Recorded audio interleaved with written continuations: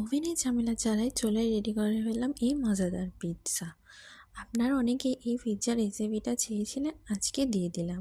আমি এখানে ইস্টগুলো অ্যাক্টিভেট করে নিছি, 3 চামচ চিনি আর 3 চামচ ইস্ট হালকা কুসুম গরম পানি দিয়ে অ্যাক্টিভেট করে নিছি।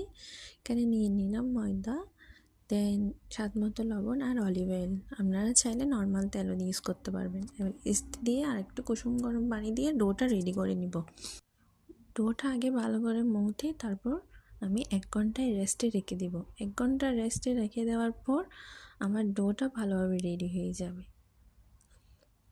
দেখছেন আমার ডোটা রেডি হয়ে গেছে। এবার আমি পিৎজার জন্য ডোটা আরেকটু ভালোভাবে মেখে নিব। দেন একটা ডো নিয়ে নিব।